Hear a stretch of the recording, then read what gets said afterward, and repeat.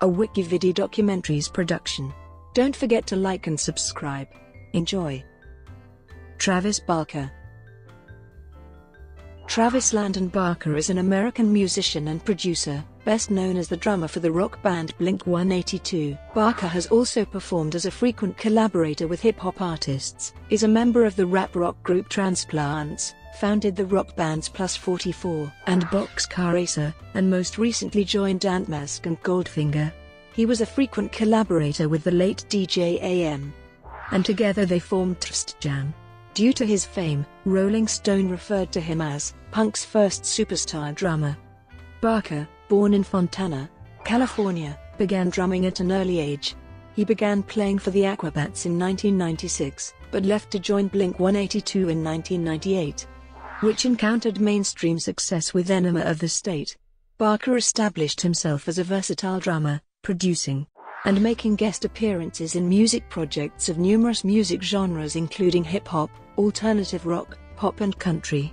He also starred in an MTV reality series named Meet the Barkers. He was involved in a plane crash in 2008, but he recovered and released his debut solo album, Give the Drummer Some, in 2011. He has continued to work with rappers, releasing extended plays with Yelawolf and Asheroth and Knots, as well as with Blink-182 and the Transplants. Aside from drumming, he founded clothing company Famous Stars and Straps in 1999 and La Salle Records in 2004. Companies such as DC Shoes and Zildjian Cymbals have co-designed products in his name. He released a memoir, Can I Say, Living Large, Cheating Death, and Drums, Drums, Drums, in 2015. Early life and education. Barker was born to Randy and Gloria Barker in Fontana, California on November 14, 1975, the youngest of 3 children and the only boy. His father worked as a mechanic and his mother babysat. He is of English, Irish, and Italian descent. When Barker was 4, his mother gave him his first kit, which was the only one he would have until he was 15. Barker began taking drum lessons at age 5, with a drummer named Michael Mai, who would expose young Barker to many different playing styles. At this time, he also began taking trumpet lessons. In junior high, Barker learned to play the piano and briefly tried singing, joining the Madrigal's men and women's choir. In addition, Barker had non-musical aspirations. He also was interested in becoming a professional surfer and skateboarder. However, Barker states that, I always migrated back to drums, though. That was the one direction that kind of felt like I was connected to. And I could kind of understand. I could express myself better through my drums than I could anything else. Barker has described himself as a stoner during his tenure at Fontana High School. His mother, who had been diagnosed with Sjögren's syndrome 3 months earlier, died the day before he started going to high school. She told him to keep playing music and to follow his dreams.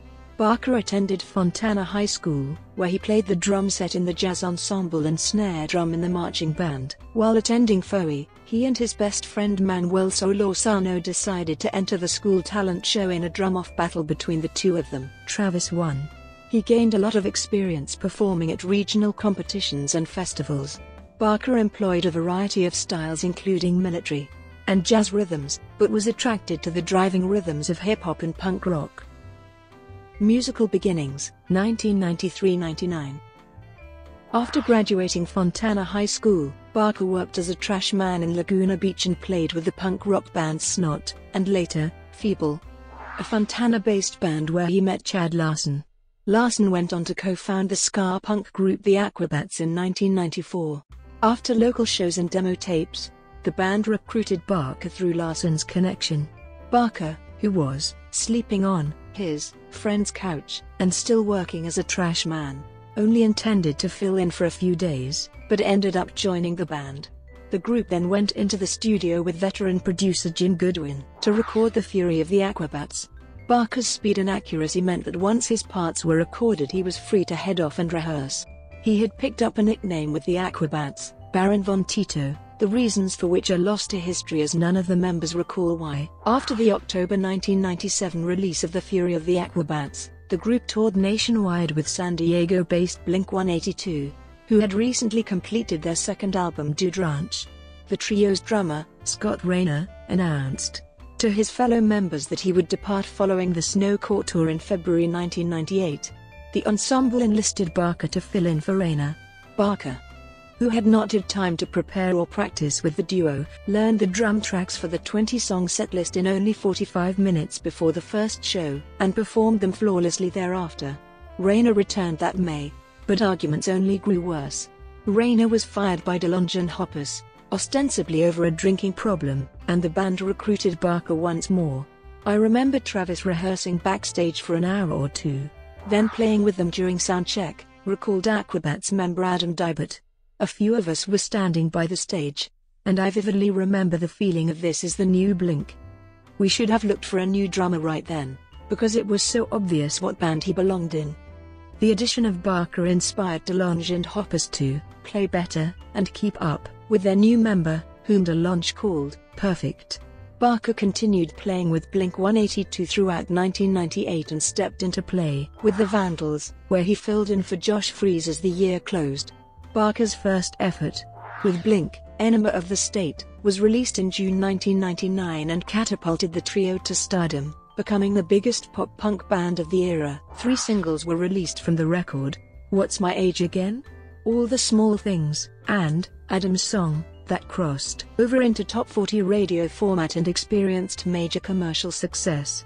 All the Small Things became a #1 hit on the Modern Rock Tracks chart, but also became a crossover hit and peaked at number 6 on the Billboard Hot 100 chart. Its video parodied boy bands and pop music videos and won a Moon Man for Best Group Video at the 2000 MTV Video Music Awards. The album has sold over 15 million copies worldwide and had a considerable effect on pop-punk music. Mainstream success, 2004. The band's success did great things for Barker. 4 years ago, I couldn't afford to feed myself, he said in an interview at the time, but now I can buy art, work on old Cadillacs, and live in comfort. I can finally buy a dog and afford to feed him. He began dating Melissa Kennedy and purchased a rehearsal studio. Barker branched out into retail at this time, opening a store in Riverside called Famous Stars and Straps. The storefront was shut down by the city, but FSA's products began to be carried by other retailers and via the internet. Barker also began offering drum lessons and added Guitar Center drum clinics to his list of activities. The band began its first arena tour in the fall of 1999, but Barker missed much of the 2000 Mark, Tom, and Travis show tour after he broke his finger. Blink-182's next effort, Take Off Your Pants and Jacket, was greeted with immediate success, debuting at #1 on the Billboard 200 and going triple platinum within 3 weeks. In 2001, Barker married Melissa Kennedy, but the two divorced in August 2002 after 9 months of marriage. Following a cancelled European tour, DeLonge went back to San Diego to record an album he deemed an experiment in ideas he felt weren't suited to Blink-182. DeLonge, not wanting to pay for a studio drummer, simply asked Barker to step in and perform on the record, called Boxcar Racer. The experiment became a full-time band and toured in 2002, which led to strained relations between DeLonge and Hoppus. Through a connection with Jerry Finn, Rancid vocalist Tim Armstrong contacted Barker in the summer of 2002 to record tracks for a rap/rock collaboration called The Transplants. For his role on the Transplants record, Rolling Stone called Barker punk rock's first superstar drummer. He also began appearing in music videos, including Puff Daddy's Bad Boy for Life, as well as adding to his collection of vintage Cadillacs. Blink-182 released their 5th, untitled album in 2003, which marked a more mature direction. Shortly before the album's completion, Barker's girlfriend, ex-Miss USA Shanna Moakler, gave birth to his first son, Landon Asher, in October 2003. The Kinison, who supported Blink-182 on their tour dates, impressed Barker, and were the first group signed to La Salle Records, a record label Barker officially set up in 2004. La Salle was named after Barker's favorite Cadillac, and the label was designed to branch out to find all types of music, be it country or hip-hop. Barker met once a week with designers at Famous Stars and Straps to oversee designs for shoes and in his spare time picked up boxing. He also became engaged to Moakler at the beginning of the new year.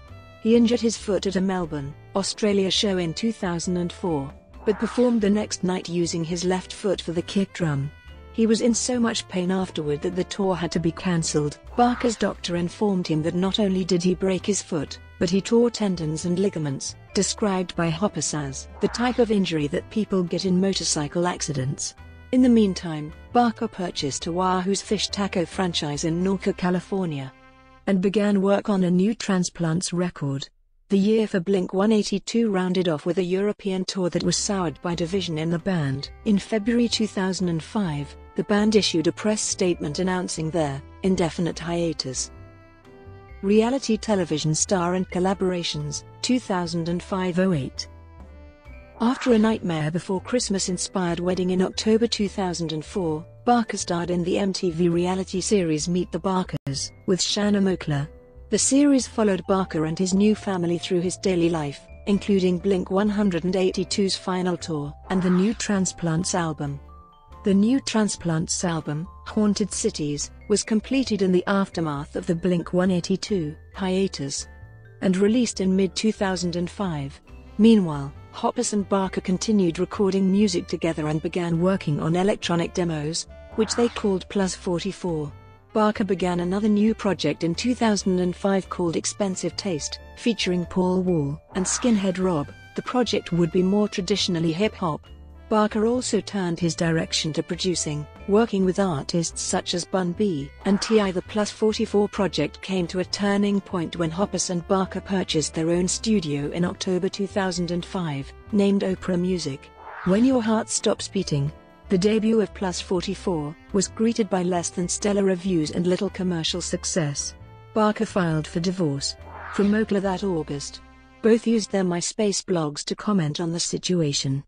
Their breakup and the drama surrounding it made them tabloid favorites.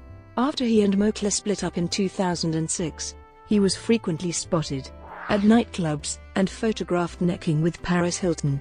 According to Barker, he was trying to blot out the guilt of giving his children a broken home, and consumed excessive amounts of prescription painkillers, marijuana and alcohol. The painkiller usage eventually developed into a full-fledged addiction over 2007. Barker broke his arm during a video shoot for Plus 44, but continued to tour performing with one arm. In early 2007, Barker began to work on hip-hop remixes and production techniques for many artists, preparing some loops and beats for Jules Santana and looking to open 2 new boutiques, one in Los Angeles named Fast Life and one in Venice Beach by the name of Rogue Status.